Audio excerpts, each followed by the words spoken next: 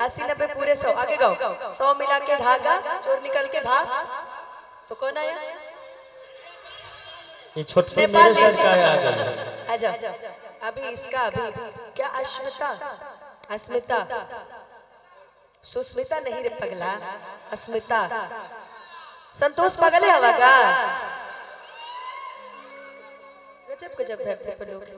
लेकिन आओ तुम्हारे साथ भी एक दो गाने करने का मौका मुझे मिले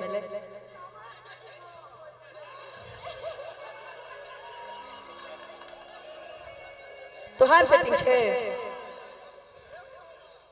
मैं अपील करती हूँ प्रशासन महोदय से इनकी उम्र पहले पूछी जाए 18 प्लस है 18 प्लस हो गए हो 22 साल के हो गए 23 साल के हो गए हो अंडर एज है ना लेकिन ये तो और सेटिंग ने ये सफेद वाला की सेटिंग छे हाँ हमारे भाई की सेटिंग छे हाँ नहीं अच्छी है जो आपकी मर्जी दीदी वाह थैंक यू चलो अभी भौजाई बनाते हैं कुछ देर के लिए है ना आओ भाई कॉर्ड दीजिए देखिए भैया हम शादी ब्याह करा के जाएंगे इस बार किताबा लेखा गरम रावा करी ना मिजाज के काम न करानी वाला बात महाराज के तू अपन नाम बता रुपेश यादव जी हाँ मेरा भाई है तो यादव ही होगा ना कि देखो रहन सीखो जब अपने घर की बहू बना रहे हैं तो कुछ रहन सीखो कि हई फेंक दाना लोड़ा अरे गुस्सा काम करा थोड़ा चूड़ी टूट जाए मना रूठ जाए अब प्यारे टूट जाए और तहरा राजा जी के दिलवा टूट जाए तहरा वाला के दिलवा टूट जाए और तावा लेखा गरम रावा करी ना मिजाज के करानी वाला बात महाराज के अरे फेंक ना लोढ़ा गुस्सा काम करा थोड़ा चूड़ी टूट जाए मना रूठ जाए आ प्यारे टूट जाए मान के चलो वो राजा जी है देवरू न लगी है ये देवर जी अनुपमा जी हमारे बड़े भैया बबलू यादव जी हैं कुंवारे हैं लगभग अभी 13-14 साल हुआ है उनका वो बहुत कुंवारे हैं एक बार मैं चाहूंगा बबलू बाबू एक बार यहाँ आ जाइए एक बार प्लीज मेरे लिए क्यों उनको शर्मिंदा कर रहे हैं भैया एक बार प्लीज बताओ एक बार काहे शर्मिंदा कर रहे हैं बेचारे को इनका जोड़ा लगाना है अभी बबलू भैया ना विवाह पंचमी आ रहा है ना बबलू भैया हाँ बबलू भैया के लिए मैं चाहूंगी जोरदार ताली बजा दीजिए हमारे गार्जियन हैं और ये आप इनका जोड़ा मत लगाइए ये आपका जोड़ा लगाएंगे नहीं मेरा आपके लिए लड़की पसंद करके रखे हैं तब तो हम घर जाने के काबिल भी नहीं आपका साला है तब तो साला सब बड़ी लतखोर है सर वही में के साथ है ना ऐसा बात नहीं के ठीक है भाई एगो गाड़ी याद बाकी ना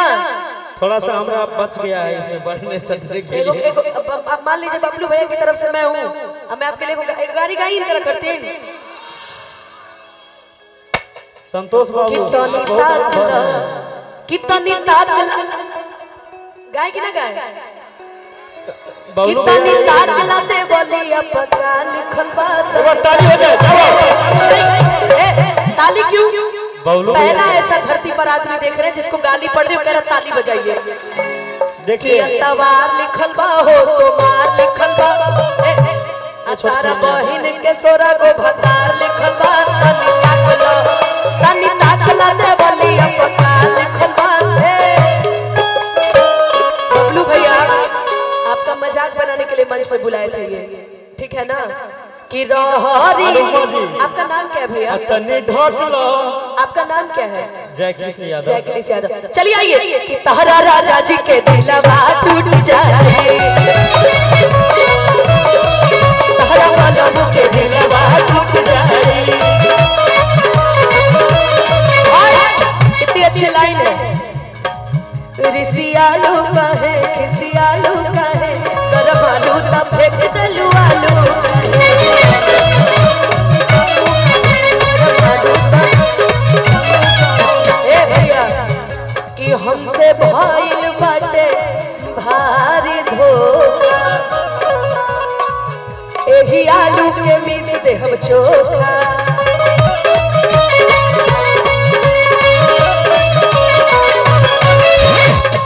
अरे अरे देबू नहीं खाए काका बोला हम कमाए चित्रकूट जाए आदला बूट खाए आ प्यारे झूठ जाए तारा राजा जी के दिल बात टूट जाए तारा राजा जी के दिल बात टूट जाए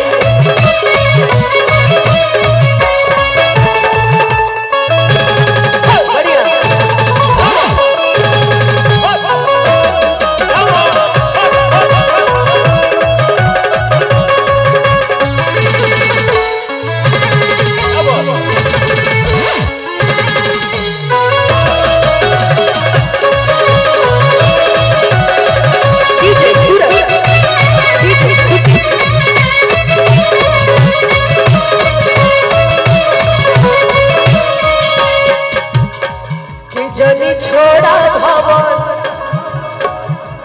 करब कहबू जावन रह सेवा में आसु प्रिया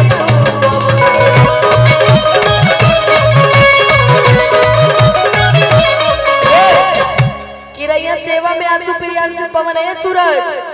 कि सूरज धोई दी है भौजी के झूठ बरतन कि झूठे बातें पमारे न पालिस। मैं तुम्हें देख रही हूँ ना, मुझे अच्छा नहीं लग रहा, सही में सीरियसली दिल से मैं बता रही हूँ। पढ़ाई लिखाई करो पहले, ये सब करने की तुम्हारी उम्र नहीं है कि पढ़वा आड़ी बाड़ी में तू कि कहबा राती के करे के मालिश आते बु नहीं खाए आता का बोला हम कमाए चित्रकूट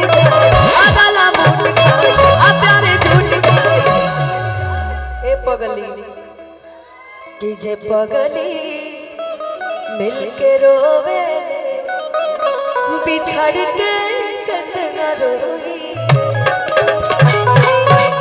लेकिन पगली कि तहरा राजा जी के दिलवा टूट जाए